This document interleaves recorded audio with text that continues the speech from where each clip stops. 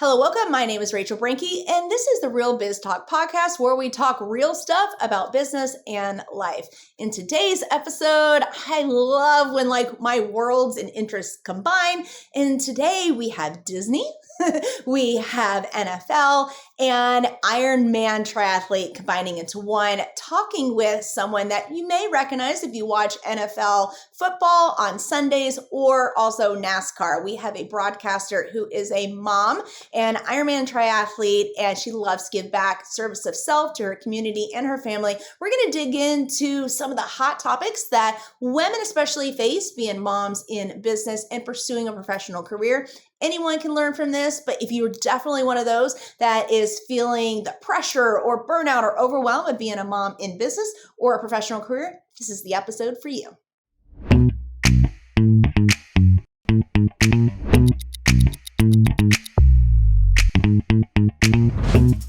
Hey, Shannon, thank you so much for being here. I am excited. I love your journey of how you've done professionally, being a mom, Ironman athlete, all of that. I want to hear a bit about where you're at now and what you're doing, and then we'll kind of go back in time a bit to talk about your journey. So what's new lately? Awesome. Yeah, I think it's important to also mention that you and I met for the first time in an elevator in New York City, right? Like when we were at the Ironman. Yeah, we were at the Ironman Kona thing. And I remember we were in the elevator. I think we were going to the event and leaving the hotel. And that was the first time that you and I met briefly. And then we met while we were at the Kona watch party. All right. What am I doing lately? Lately, this is the time of the year that's a little busier for me. I cover NASCAR for Fox Sports. And while Fox Sports only broadcasts the race, the first half of the season, we have a show called NASCAR Race Hub that's on from the start of the year to the end of the season. NASCAR's 36 race weekends. So it goes from February to November. And I'm still hosting the show only once a week right now, but still in the studio and doing that for FS1 and also doing covering NFL for Fox. So my weeks are pretty crazy. I literally get off the football field on Sunday and start watching the games from the team that I'm going to cover the upcoming weekend, doing depth charts, getting players on the phone, conference calls with my crews. On Tuesdays when I work hub. So Tuesdays sort of Monday night and Tuesday are all dedicated to NASCAR and just managing it all, meanwhile being a mom as well and trying to recover from this hamstring surgery, which physical therapy for anyone who's recovered from an injury, it's also a full-time job.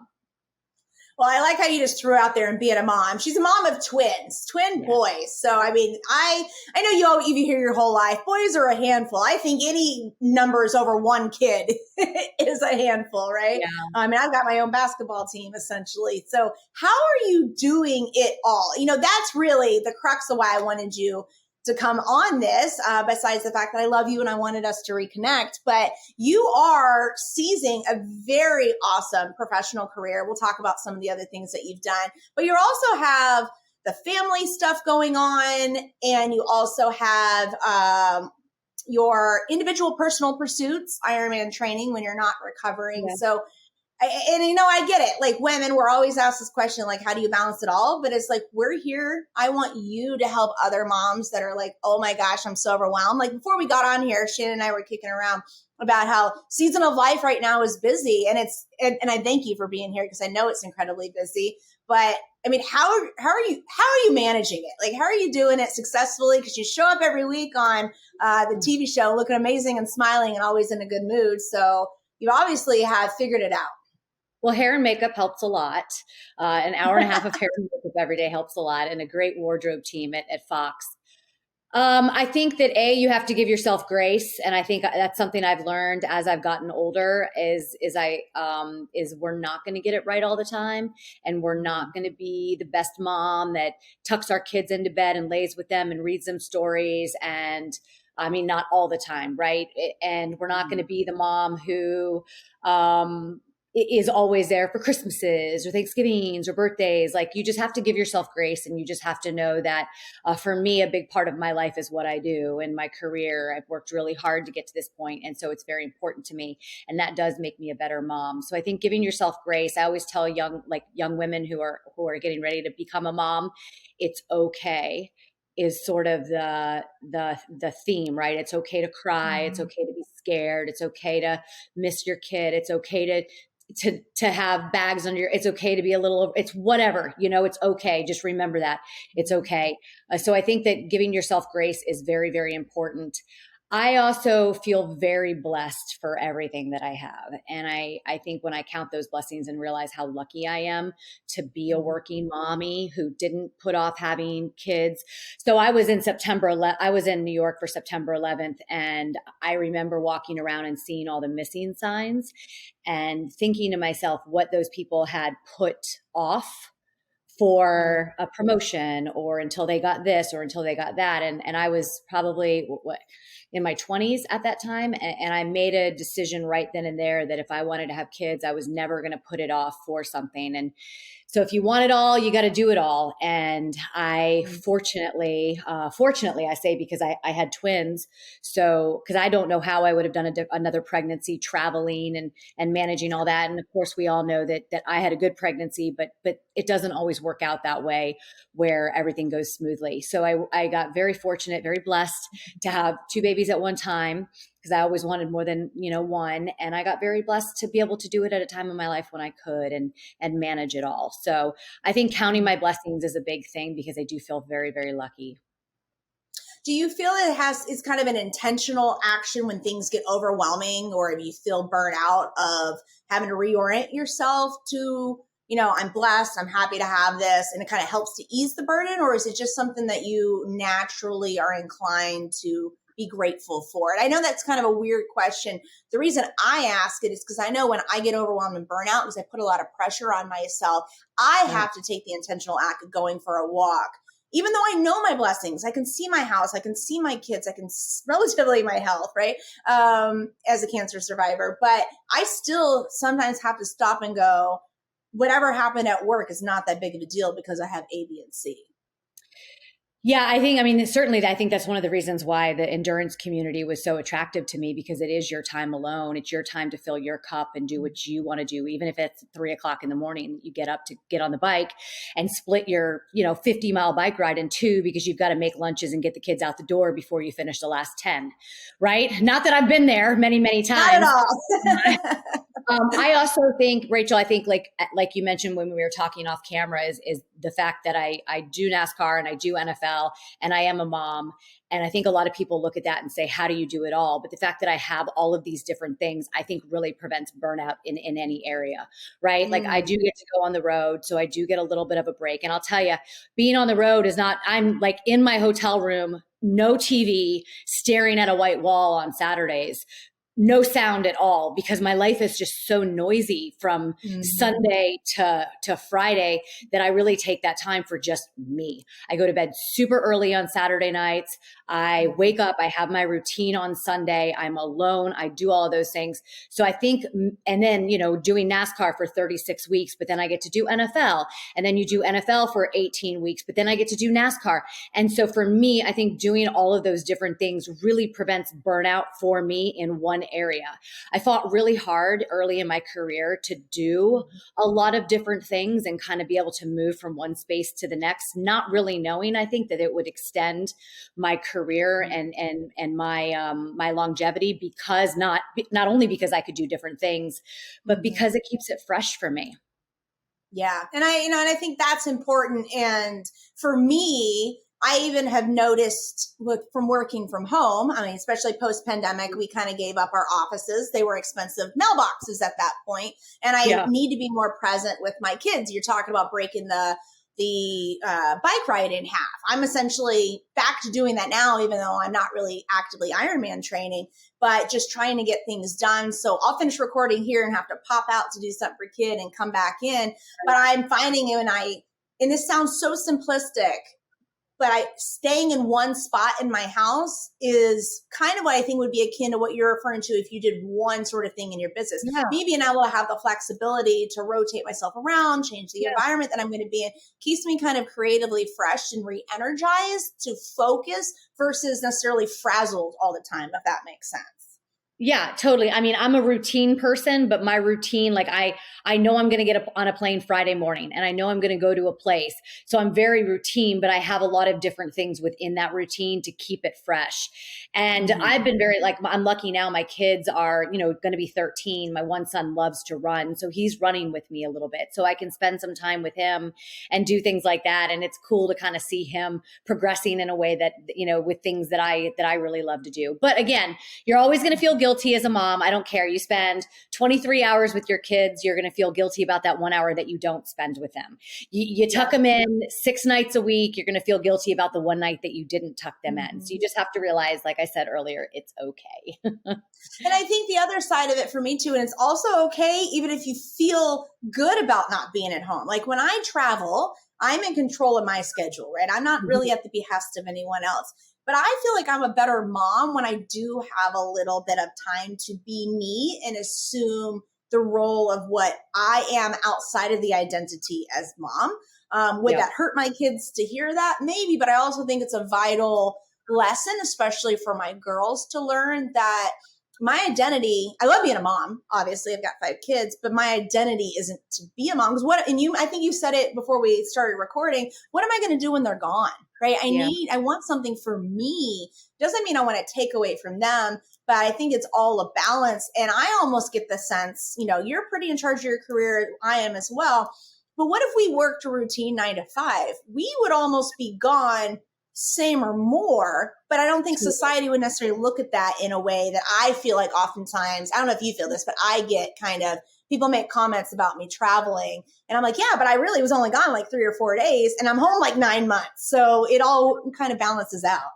Yeah, it's super hard. It's so funny because with my job, I'm gone almost every weekend, right? I'm at the games or the events that people are going to with their friends and families. I've missed, my kids were born on January 1st. And when I worked at ESPN, if you got a good football game, you got a January 1st bowl game.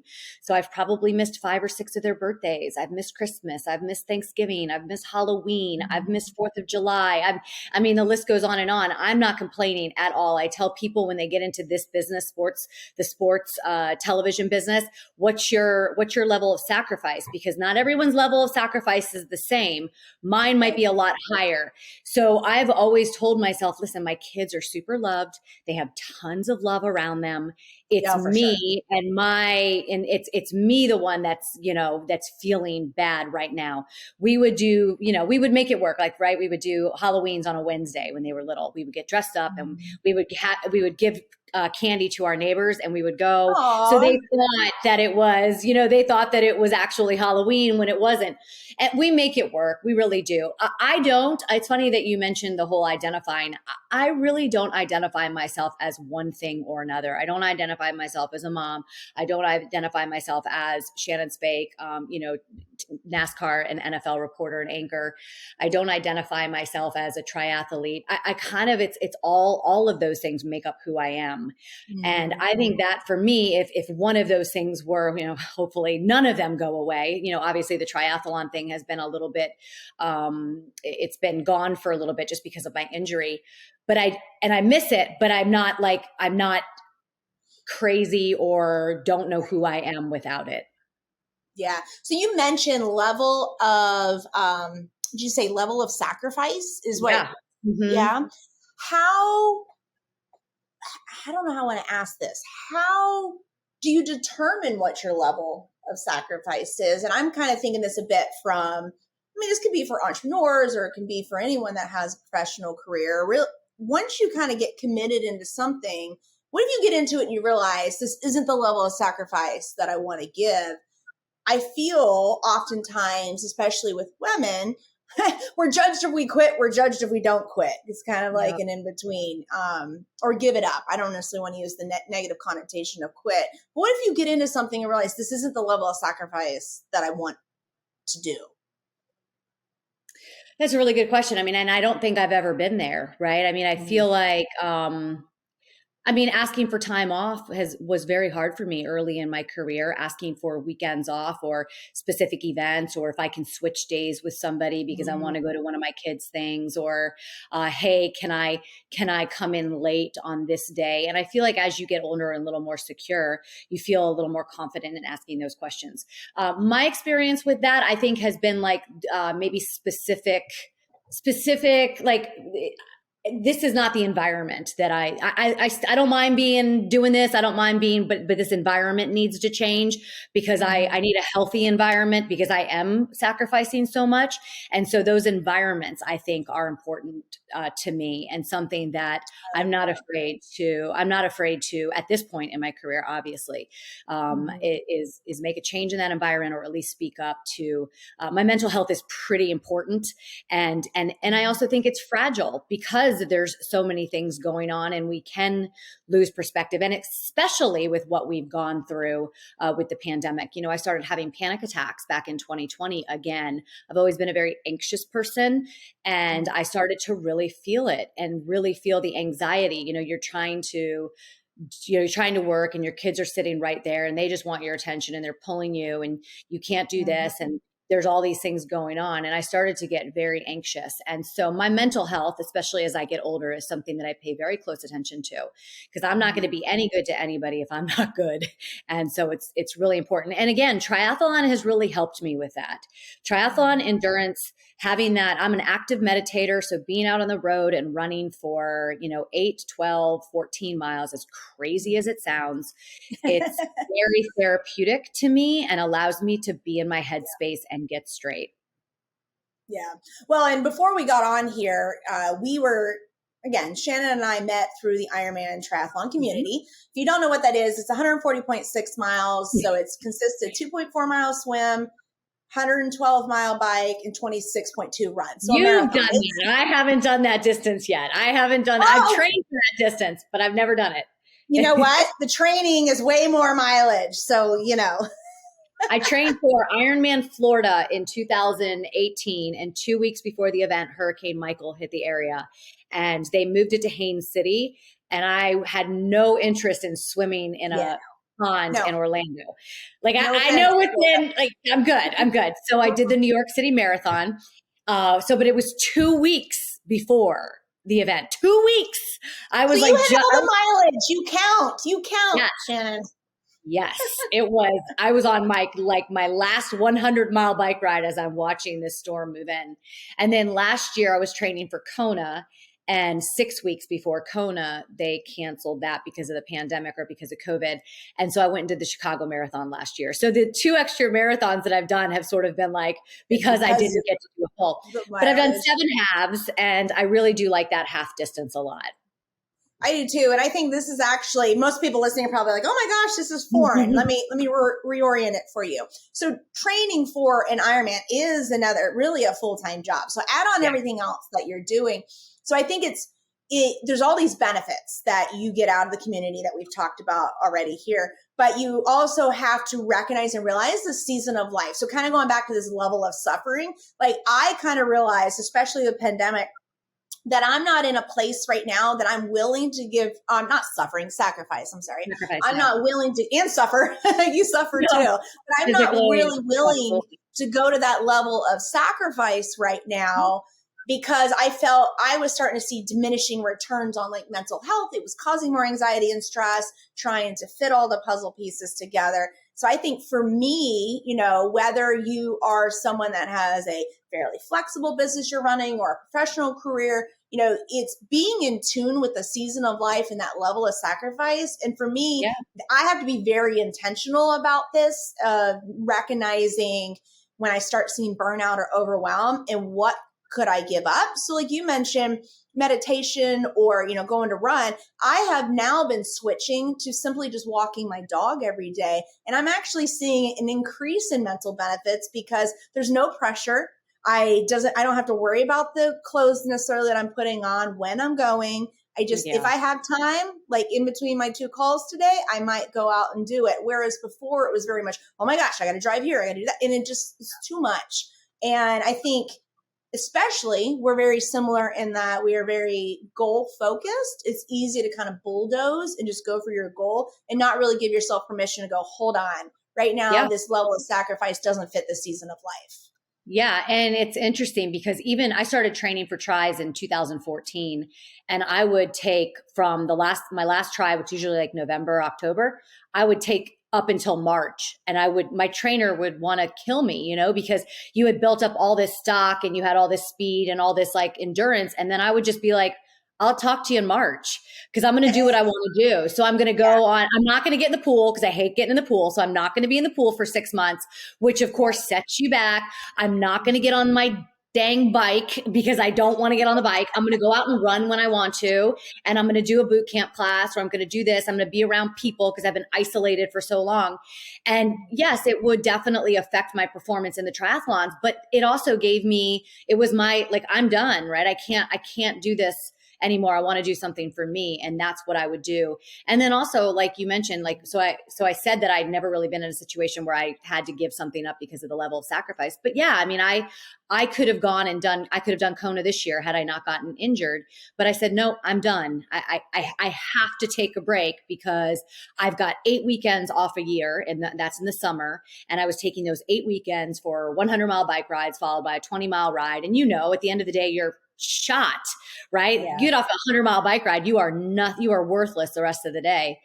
And I needed to spend it with my kids. So I made a decision. I was like, I'm done. I'll do the 70.3 distance because I do think that's manageable and I enjoy it and it's for me and I can balance everything with it, but I can't do anymore. And so I tapped out.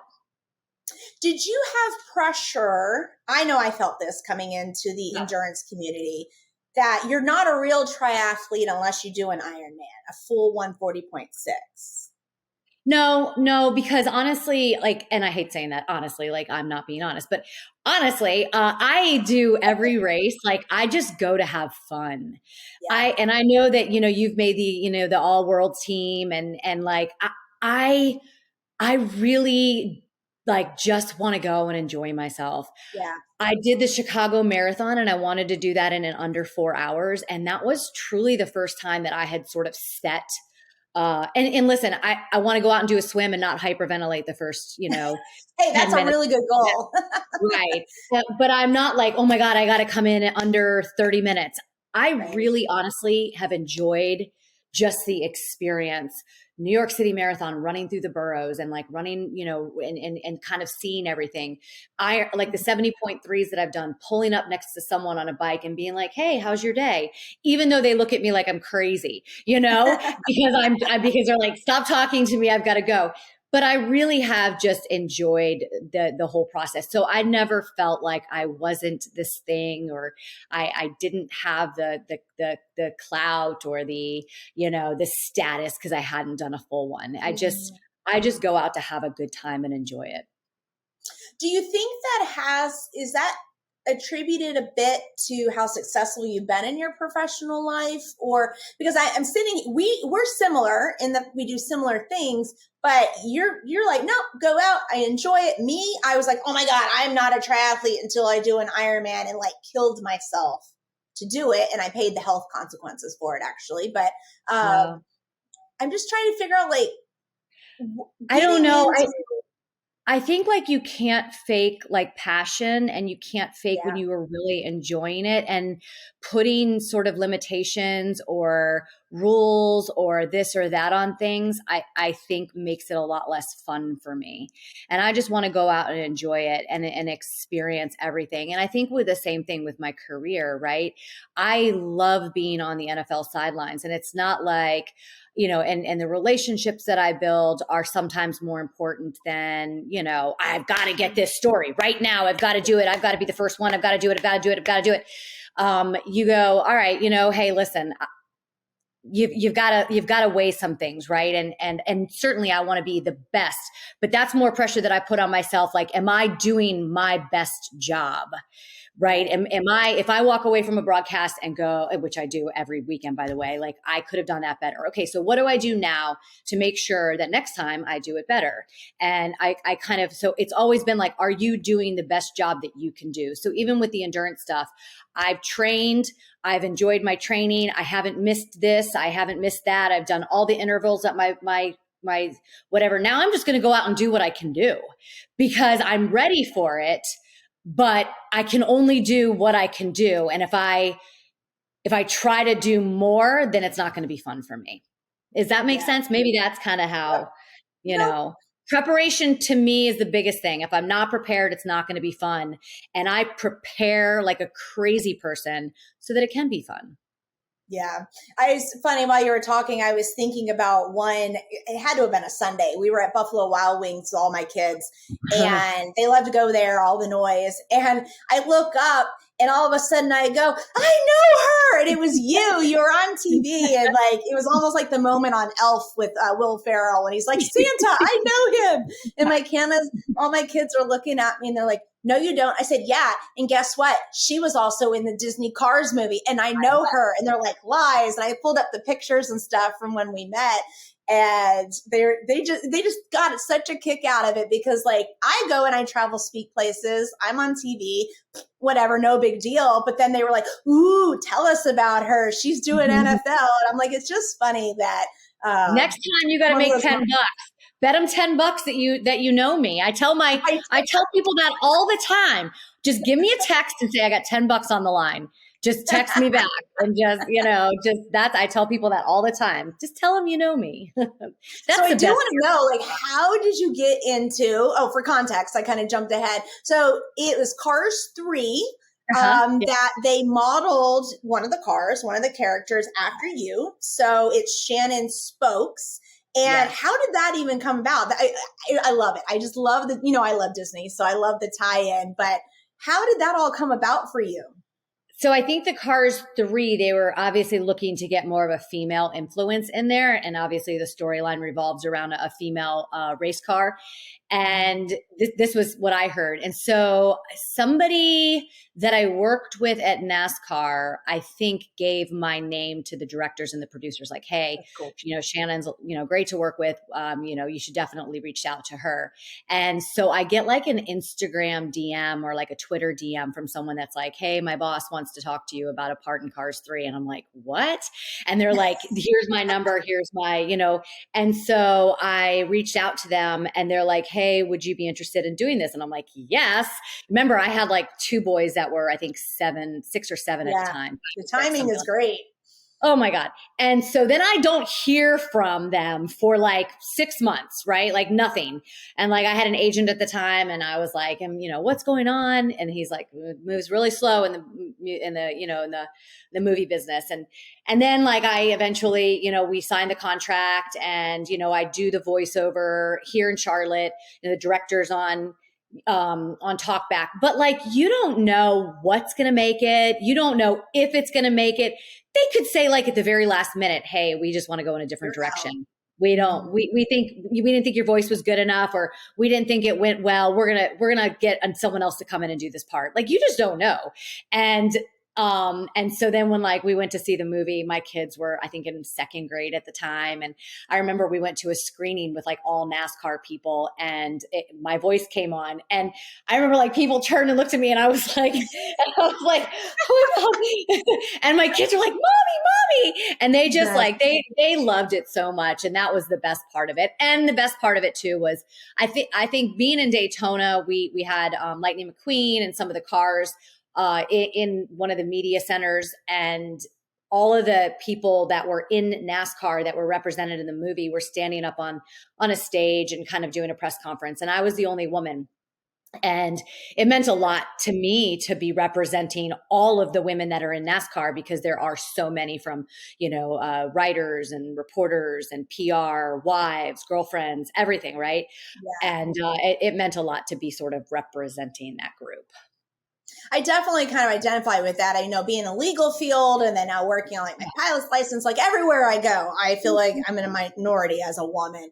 And so I love being able to see that, every week when you're doing NASCAR and NFL, I love when you share like your behind the scenes pictures, because I'm always looking to see how many females there are. You're like one of two or three, and that's very few. Like, what is working in that environment like for you? I mean, by now you're comfortable with it, but were you always that comfortable?